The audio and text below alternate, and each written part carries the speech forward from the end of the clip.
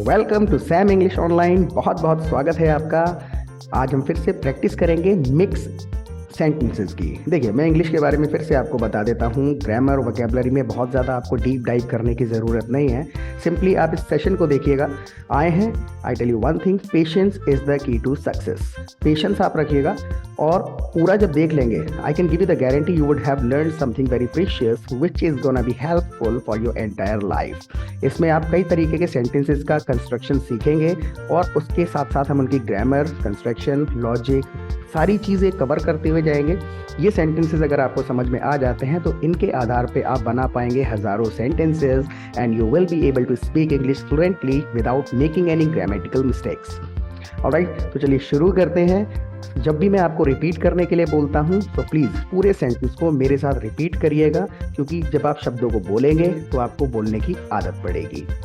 Alright, मैं आपको पहले एक हिंदी में स्टोरी बता देता हूँ। आज हम बात क्या करने वाले हैं, एक छोटी सी स्टोरी है और उसको हम ट्रांसलेट करेंगे और उसके पीछे जो सेंटेंसेस हम इस्तेमाल कर रहे हैं उनका ग्रामर और कंस्ट्रक्शन समझेंगे। जैसे कि हम अक्सर क्या बताते हैं, मेरा दोस्त मुझे कॉल कर रहा है, हमें आज मार्केट जाना है। मैंने कल मार्केट में एक शर्ट देखी थी, वो 2000 रुपये की थी, लेकिन मेरे पास केवल 1000 रुपये थे, तो मैं कल नहीं खरीद पाया। इसलिए हमें आज दोबारा मार्केट जाना है और हमें जल्दी पहुंचना चाहिए, इससे पहले कि कोई और उसे खरीद के ले जाए।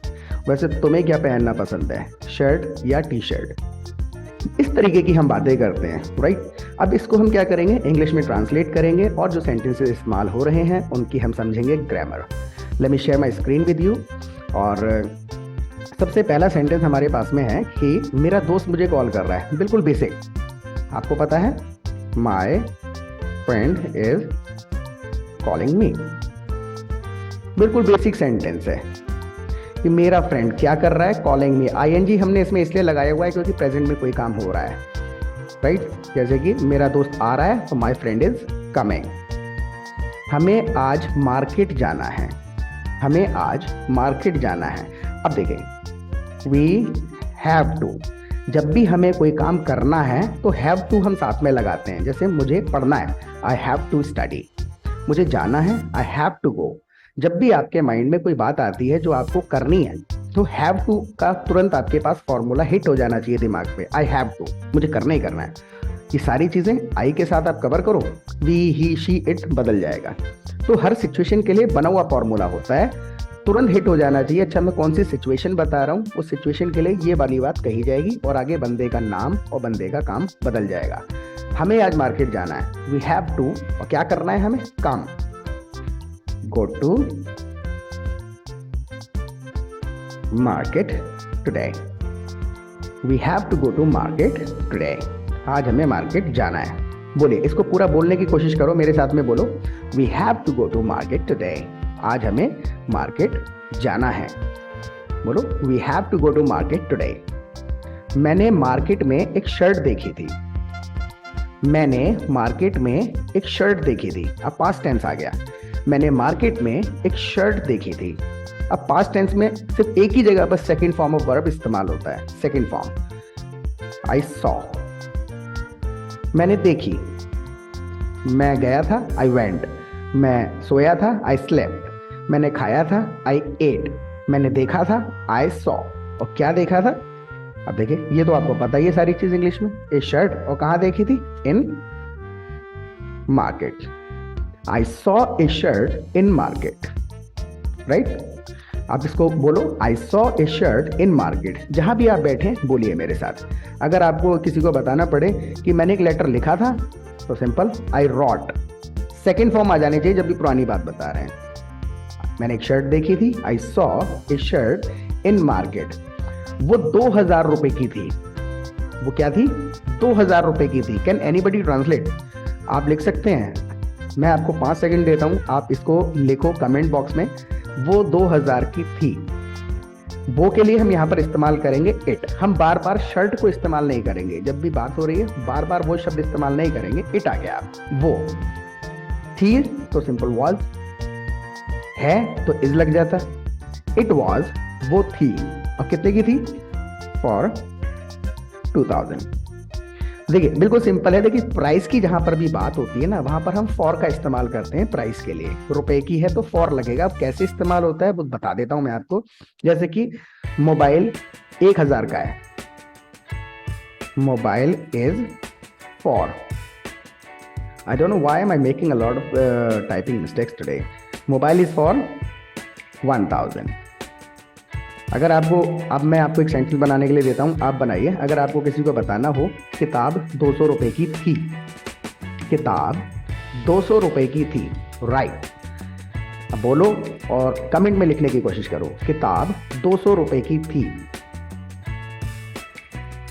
देखिए नाइस। बुक वॉज, थी तो वॉज,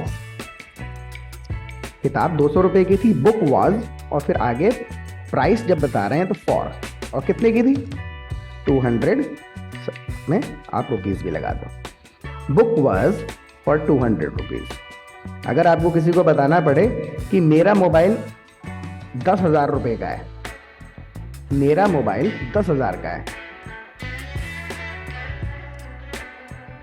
माई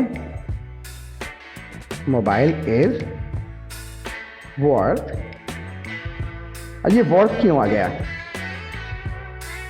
वर्थ भी लगा सकते हैं, ये एक्चुअल अप्रोप्रिएट वर्ड है जिसको हम कहते हैं ना एडवांस्ड इंग्लिश, अप्रोप्रिएट वर्ड है। वर्थ है उसकी कीमत की जब आप बात कर रहे हैं, माई मोबाइल इज वर्थ 10,000 या फिर मोबाइल इज फॉर 10,000। जब खरीद बेच रहे हैं तो फॉर लगाएंगे। हाँ, तो हम वहां पर थे, मैंने कल शर्ट देखी थी, शर्ट 2000 की थी, लेकिन मेरे पास एक ही 1000 थे, मेरे पास एक ही 1000 थे, मेरे पास एक ही 1000 रुपए थे। आई हैड, कोई चीज थी तो आई हैड, और है तो I have. I had only 1000, मेरे पास एक ही 1000 थे। अगर आपको किसी को बताना है कि मेरे पास 5000 रुपए हैं, प्रेजेंट में आपको बताना है कि मेरे पास 5000 रुपए हैं, तो सिंपल हैड की जगह पर आप हैव कर देंगे, प्रेजेंट हो गया। आई हैव, जब भी मेरे पास कुछ है तो आई हैव, ये याद कर लो, जब भी मेरे पास कुछ है तो आई हैव। क्या है मेरे पास, आई हैव 5000 रुपीज। तो ग्रामर वोकैबुलरी कोई भी प्रॉब्लम नहीं है, सिंपल आपको ये तुरंत फॉर्मूले याद करने होते हैं। जो भी बंदा इंग्लिश में फास्ट बोलता है, whoever you find speaking English fast, what they do, they already have sentences for particular situations. Whenever they are required to speak in English, they simply recall the formula and change whatever they want to explain the situation. जो भी चीज बतानी है, बंदे का नाम, बंदे का काम केवल बदलेगा, फॉर्मूला वो रेडीमेड होता है हर बंदे के पास। जैसे मेरे पास कुछ है तो आई हैव तुरंत लगा दूंगा मैं, कुछ था तो आई हैड, ये चीजें याद करनी होती हैं। कुछ करना है मुझे तो आई हैव टू, समझ में आया ना, I have to go to market, मुझे मार्केट जाना है। हाँ, मेरे पास केवल 1000 थे, आई हैड ओनली 1000, इसलिए मैं वो शर्ट नहीं खरीद पाया, इसलिए मैं वो शर्ट नहीं खरीद पाया। इसलिए के लिए आप दो शब्द इस्तेमाल कर सकते हैं, दैट्स वाई, या फिर इसकी जगह पर हम सो भी लगा देते हैं जल्दी से, सो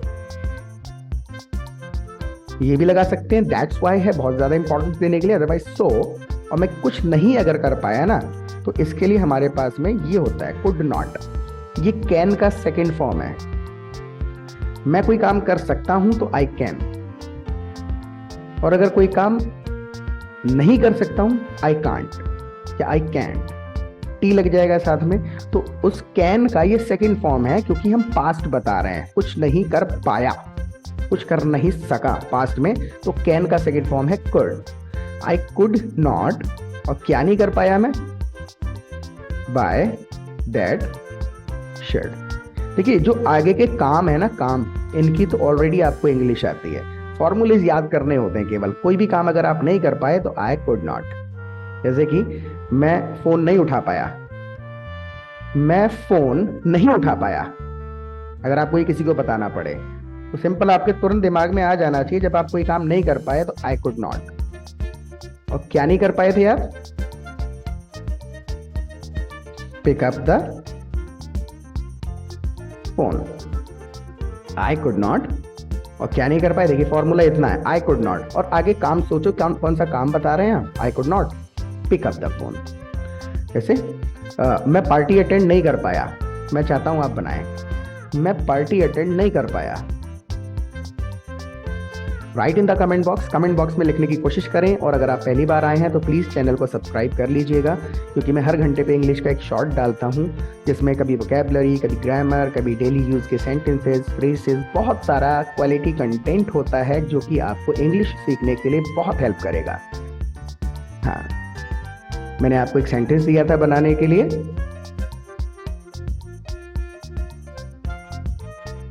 चलिए। हाँ, इसलिए हमें दोबारा जाना होगा, मैं कल नहीं खरीद पाया था शर्ट, इसलिए हमें दोबारा जाना होगा। इसलिए के लिए मैंने अभी बताए थे 2 शब्द आपको। इसलिए मतलब दैट्स वाई, हमें दोबारा जाना होगा। हमें कुछ काम करना है ना, तो फिर से वही हो गया, वी हैव टू। हमें क्या करना है, वी हैव टू, क्या करना है हमें, go again. That's why we have to go again, हमें दोबारा जाना है या जाना होगा।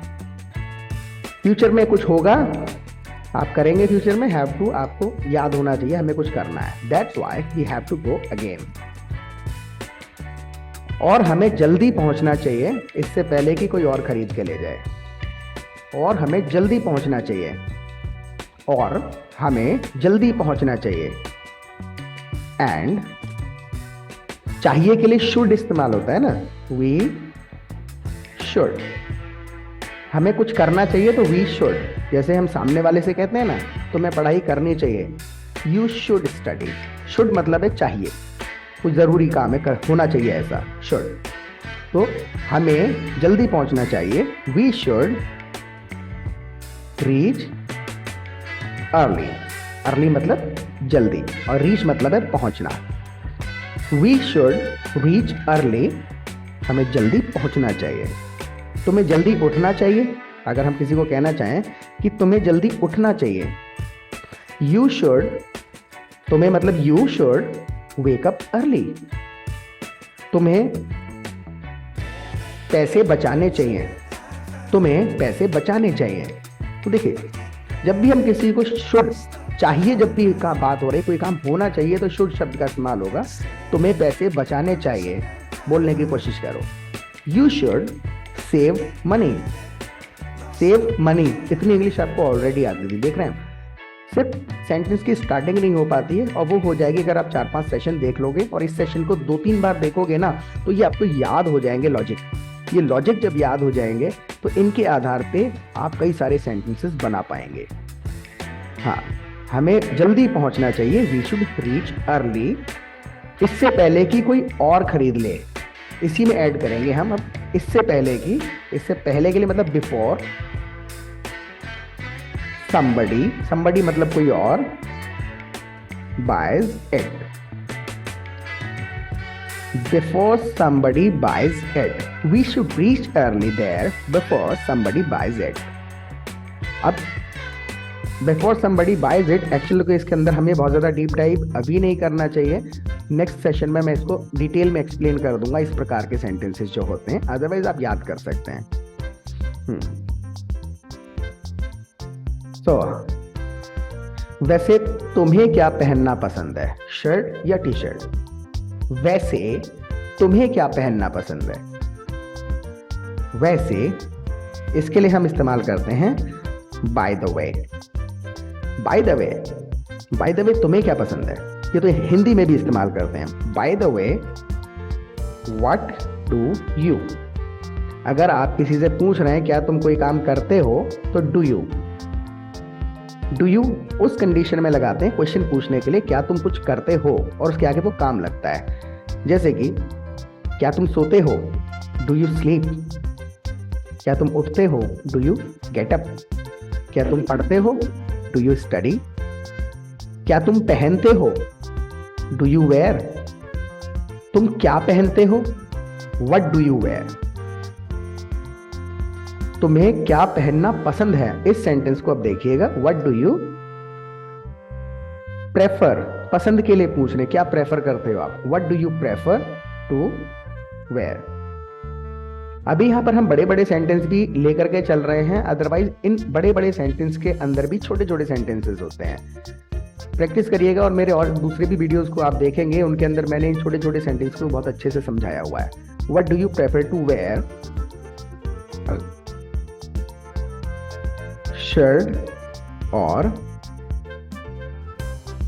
T shirt. What do you prefer to wear, shirt और टी शर्ट। इतना बड़ा सेंटेंस है, इसको बोलिए मेरे साथ में। इस सेंटेंस के अंदर 4 छोटे छोटे सेंटेंसेस हैं और वो छोटे छोटे सेंटेंसेस अगर आपको बनाने आ जाते हैं तो उनको जल्दी जल्दी कनेक्ट कर लोगे and you will be speaking English. There is no rocket science.